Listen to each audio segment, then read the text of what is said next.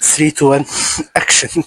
النهارده هنرحب بأسامة على فكره البودكاست بتاعي أسامة الشال البودكاست في القناة بتاعي بتاعتي، تمام؟ يعني أنا مش ضيف، لأن القناة لسه ما عليهاش ناس كتير، هو انت تمام؟ الوحيد اللي عليه أو ما عليهاش ناس خالص، وجايب مايكات بايظة، يعني الدنيا خربانة. انت اللي بوظت المايك. بص احنا نصلحه بعدين. عايز تتكلم في ايه يا عم محمد؟ بص احنا النهارده نتكلم في نعم ربنا، تمام؟ ونعم ربنا يعني مثلا في ناس تقول لك بقى ايه نعم ربنا في العربية والبيت، ها، والمكانة الاجتماعية المكان والماديات. والماديات وهكذا يعني. ولكن نحن اليوم سوف نتحدث عن جانب آخر لنعم الله علينا. اديله. هي دي. بص انا ممكن اتكلم عن موضوع انك ايه رأيك تقول 10 نعم ايه شايف ان هما الناس مش مركزة معاهم، هما كويسين، وانا مثلا لو في حاجة زيادة عايز اقولها هقولها. بص احنا ممكن يعني مقدما كده الرسول صلى الله عليه وسلم كان بيقول ايه؟ بس الصلاة كان مش فاكر الحديث بالظبط بس اللي هو من بات اللي هو والسلام. معافى في بدنه ايوه، عنده قوت يومه كانه حاز الدنيا وايه وما عليه. حيزت له الدنيا حيز بما الدنيا فيها. بما فيها، مش فاكر بالظبط الصيحه دي. ماشي. ففيما معناه انك انت تاكل وتقدر تاكل. على خد بالك من حته تقدر تاكل ديت، مش هيفهمها سامح. خد بالك من حته انك انت بتقدر تاكل ديت. يا جدعان انا في طب ف... فانك بتاكل وبتهضم وبتعرف تخش الحمام ديت نعمه انت ما انتش متخيلها. انت في ناس ممكن تعمل عمليه لدرجه انه يفتح لهم حاجه في بطنهم كده، كيس بره كده، عشان يعرف ايه يطلع اللي بيعرف الهضم حاجه كده. هو الموضوع مش حكايه ان هو مقزز حاجه كده، بس ديت نعمه انت ما انتش متخيل فضلك عامل ازاي.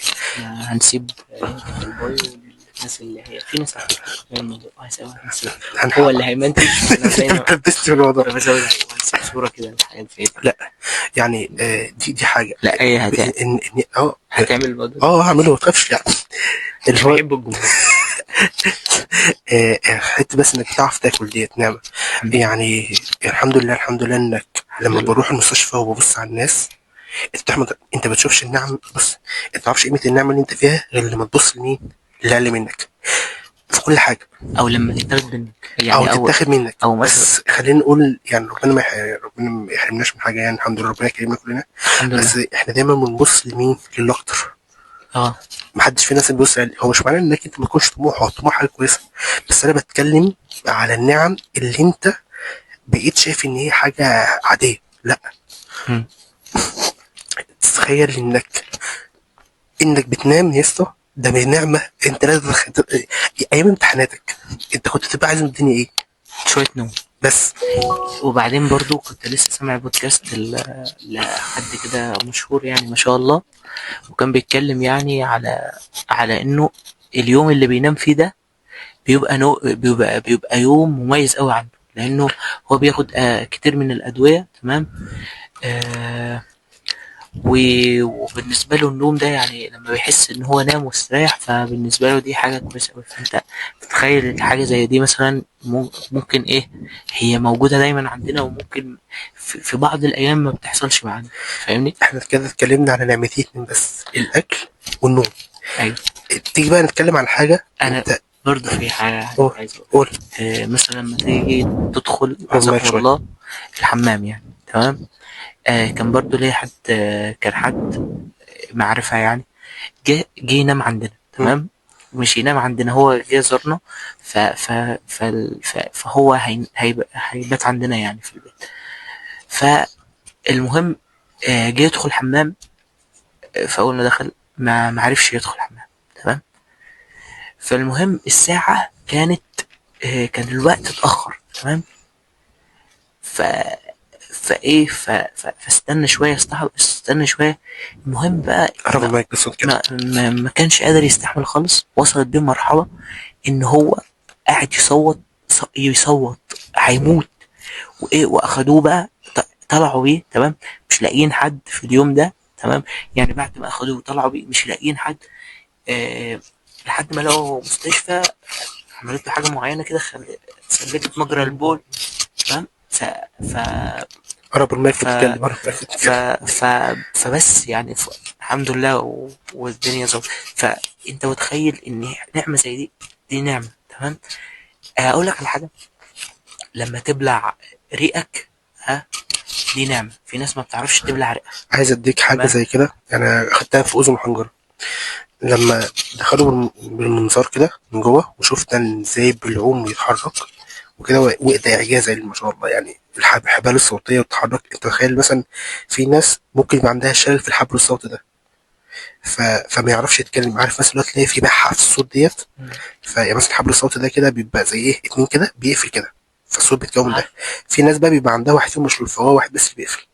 ممكن في أي لحظة من اللحظات دي يتخانق ويموت، يبلع ويموت في لان أي هي لحظة. لو دخلت اه، هو ده بيقفل هتخش بيقفل وقت الايه، اكل والحاجات ديت. ما هو بيقفل الحاجه اه، اللي داخل بيقفل على اللمبه. بالظبط بالظبط. ايوه فتخيل مثلا يا اسطى، في ناس بتجي لها قرحه، اللي هي البتاع اللي تجي لك فوقك دي، عارف.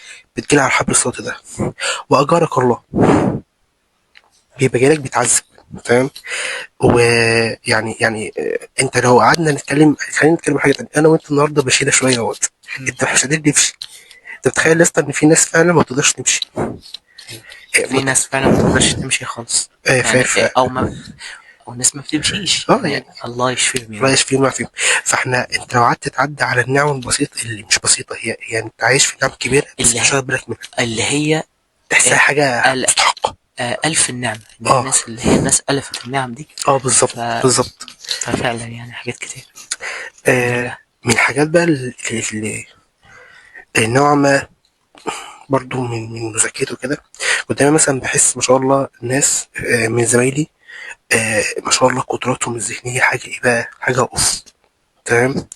كنت دايما بسال نفسي، هو انا عندي مشكله؟ طب ما انا بذاكر زيهم، ما انا كذا. طب انا العيب من عندي، ما انا شاطر، بس انا شاطر. أيوة أنا فمثلا لما عارف. تيجي تبص مصدق على الموضوع ده. لا مثلا، لا بجد والله.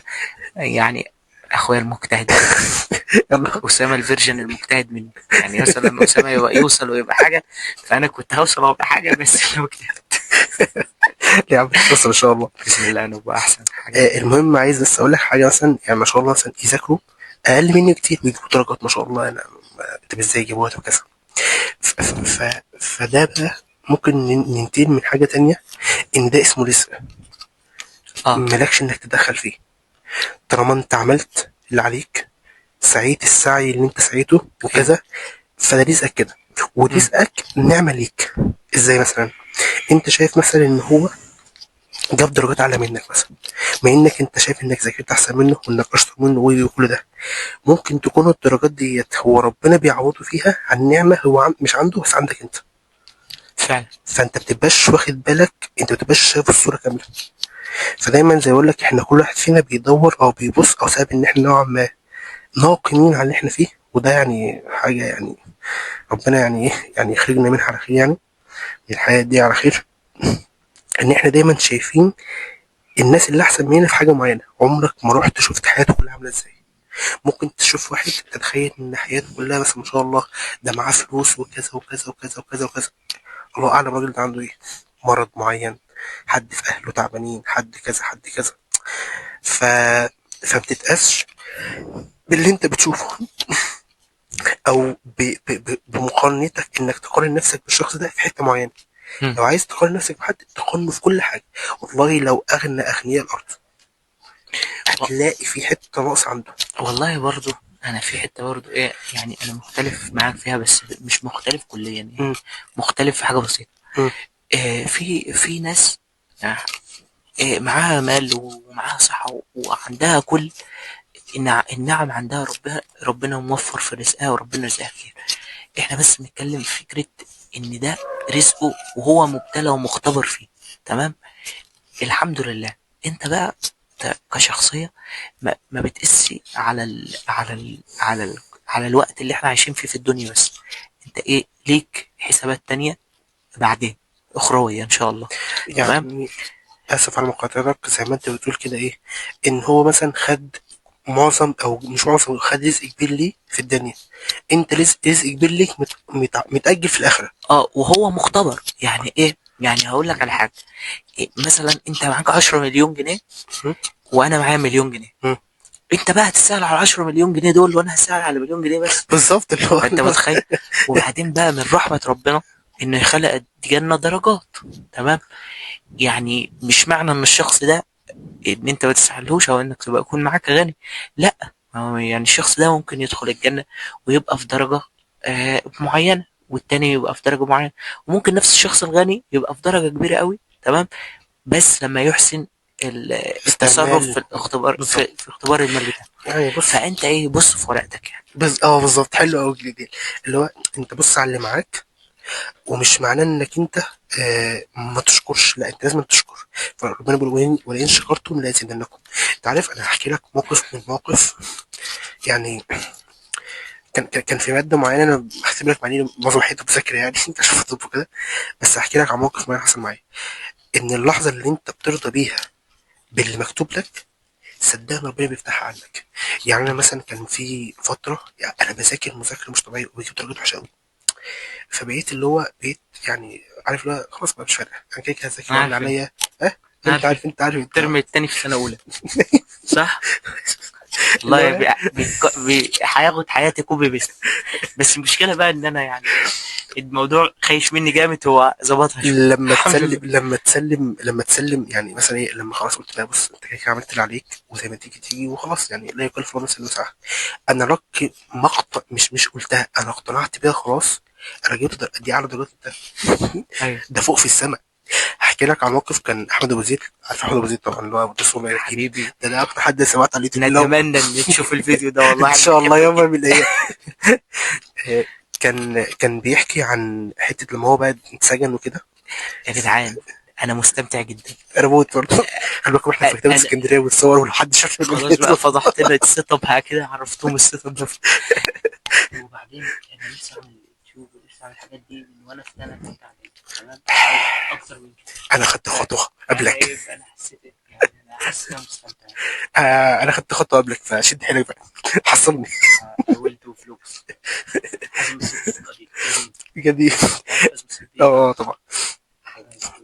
ان شاء الله انا ان شاء الله في يوم من الايام تشوف الفيديوهات دي. المهم احكي لك موضوع احمد زيد، القصه احمد زيد الحاجه ديت لما كان مسجون وخلاص هو اكيد يعني بني ادم ما شاء الله كان كذا وكذا. فمش عارف هو اتسجن ليه، هو فعلا اتسجن يعني يعتبر ايه يعني ايه، مش بسبب مش انه ما بسبب عملش حاجه مش غلط. بسبب صح فعلا. فكان بيقول لما انا خلاص كده سلمت قبل انا اتسجن وبدا يحسب، يعني كان داخلين على رمضان. فهو بقى لقى ان في مثلا حكم هيتاجل حاجه زي كده والجلسه تتاجل، هو مسجون. فبيقول في اللحظه ان انا خلاص تيقنت فيها وسلمت خلاص ان انا كده ورضيت خد بالك من كلمه ان هو اراد الوضع اللي هو فيه. وكان داخلين على رمضان فبدا يحسب بقى انت هتعمل اكل وانا هعمل كذا وانت تعمل كذا وانا هعمل كذا. تاني يوم خرج. ليه بقى؟ اللي هو رضى بقضاء الله اللي هو فيه. فالرضا بقضاء الله، لو انت في نقمه فربنا يفك عنك، فاهمني؟ لو انت في بلاء فربنا يفك عنك. هو الفكره من البلاء انك ايه؟ ايه الفكره من البلاء؟ عايز اقول انا يعني اه انا شايف ان البلاء من وجهه نظري، يعني من وجهه نظري الشخصيه يعني في الحمد بيطلع افضل نسخه منك. يعني انا بالنسبه لي آه، آه، الحمد لله يعني. ففعلا في حاجات ونقص في شخصيتي يعني. الابتلاء كان قوي واكتسبت منه حاجات كتير، حصل. يعني انا تمام. كنت عاشرت في الفتره دي فتره صعبه. بس عدى الحاجات كانت الحمد لله ان هو البلاء كان موجود، مع انه كان شديد. فالحمد لله. لا، وفي البلاء، في بلاء بقى الجانب الاخروي بقى، في الجانب الاخروي، تمام. بيعلي بقى بيعلي من درجته، تمام. وطبعا احنا كلنا اصحاب ذنوب، في بلاء كفارة سيئات. فالثلاث نقط دول بالنسبه لي. صح. يعني تكمله على كلامك، يعني كلام كله صح ان شاء الله. آه ان البلاء ساعات بيبقى الطريق انك انت تتعدل وترجع لربنا. يعني مثلا انت مثلا في فتره مثلا مش منتظم في الصلاه، مش بتقرا قران، ما فيش كذا، فانت تلاقيه بتتخانق عليك كده وبيديك كده لحد ما تبقى. فانت هتلف تلف ومش هتعرف تلاقي غير مين. ربنا. بس فرق ما تتعدل. فساعات هي بتحصل كده يعني عشان ايه؟ عشان ترجع ربنا. وبرضه كحاجه حصلت معايا على المستوى الشخصي، في سنه رابعه الترم اللي فات ده، في سنه الترم سنه رابعه. طب ايوه. انا كنت برضو جبت مره واحده كده، جت في ماده انا ما شاء الله يعني الحمد لله كنت في جراحه، بروفيسور في جراحه. الحمد لله كنت شاطر جدا في جراحه، جبت درجه لما شفتها كانت اسوء درجه جبتها في حياتي. على مستوى الاكاديمي من اول ما دخلت الدرس. فعلا. ال اه المايكات هتفصل شحن دلوقتي، مايكات خربانه.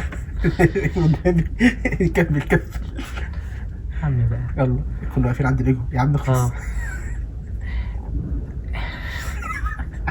اقول يا اللي فاهم يا ابو قناه، اقول انا بص. ماشي كانوا عاملين زي اللي بيسرقوا. اقسم بالله بنصور في المكتبه من ورا الناس. اقسم بالله لو بتاعنا شفنا اللي عندنا.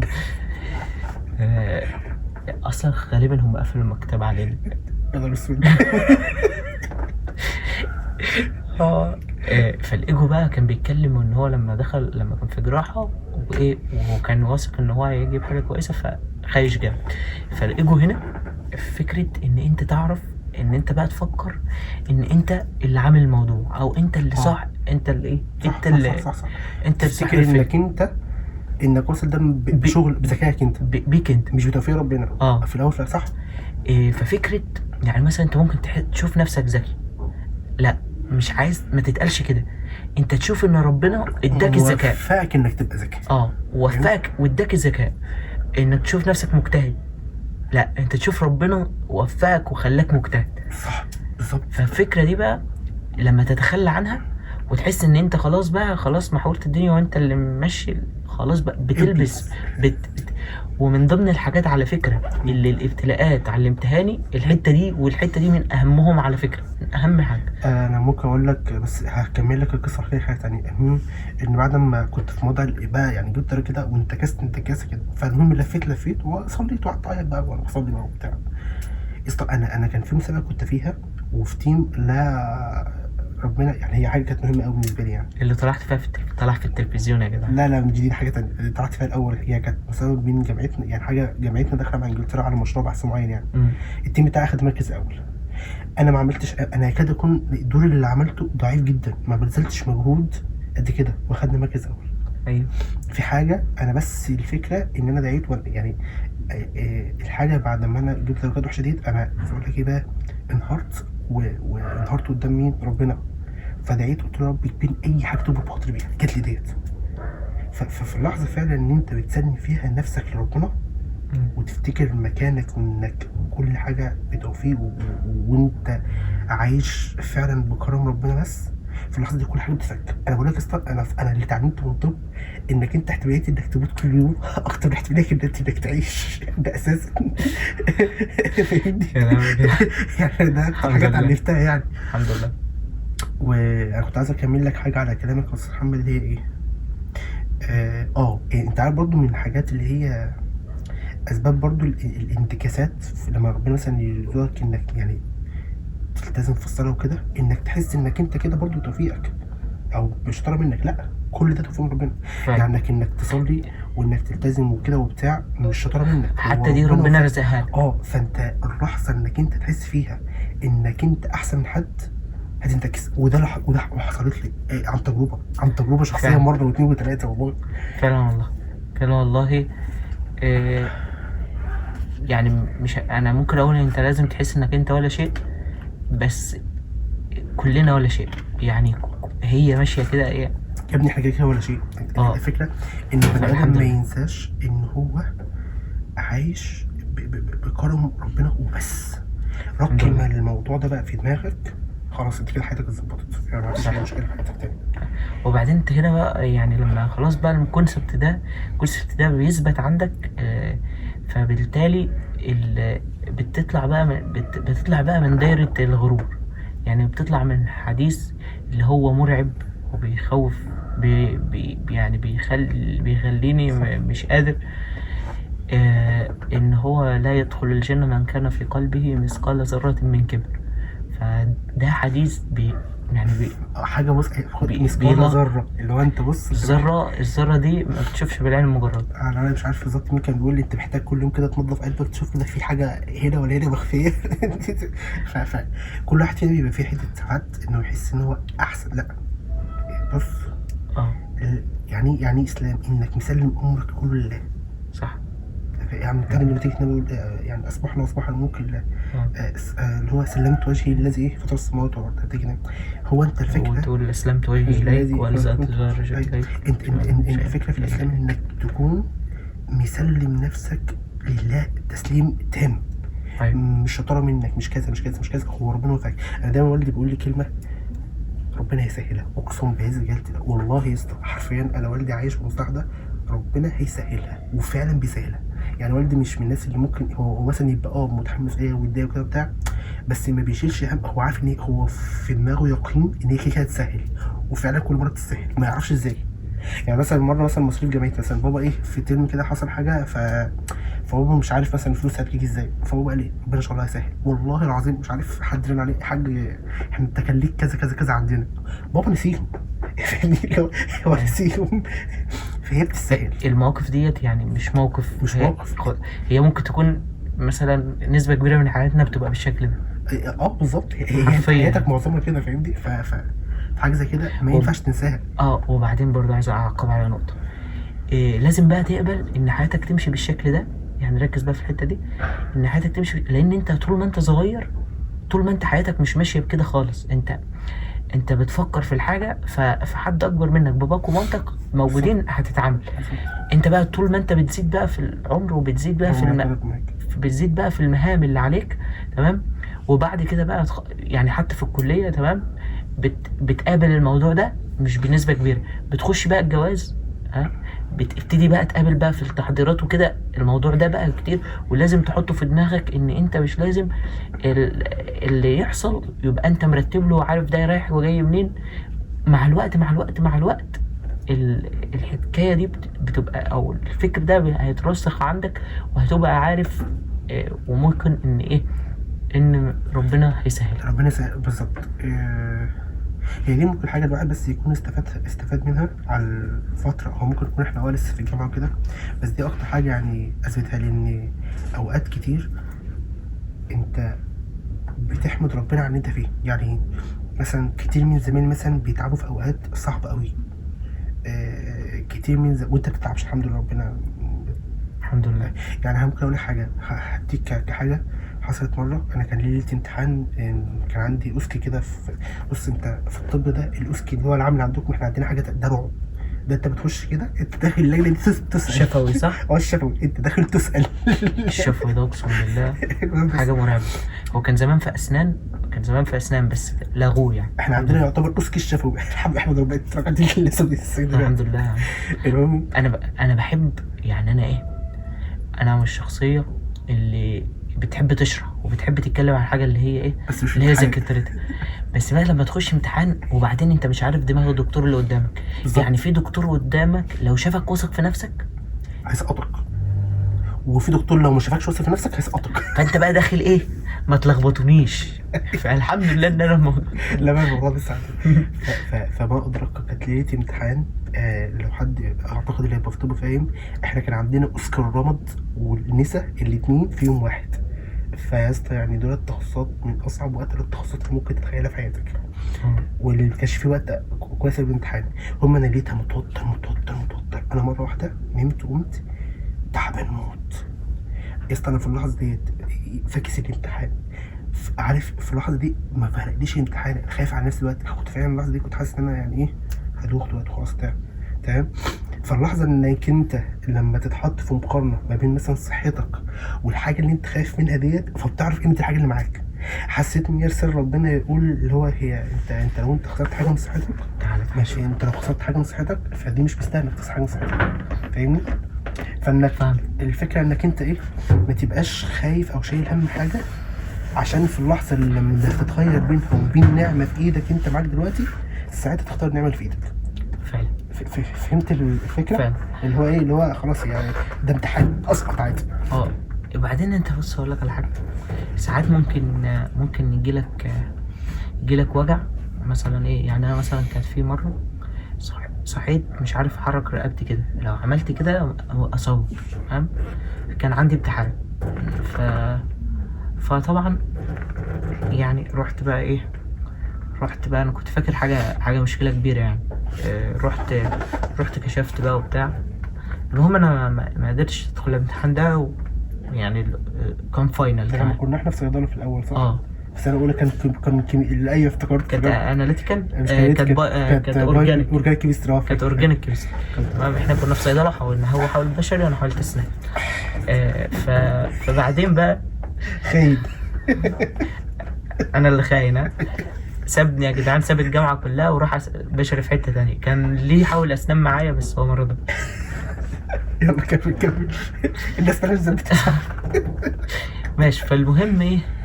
فالمهم برضو إيه الموضوع ده لما رحت بقى الدكتور وبتاع، طلع موضوع بسيط جدا، وكان ممكن يعني يتعالج ببساطة خالص.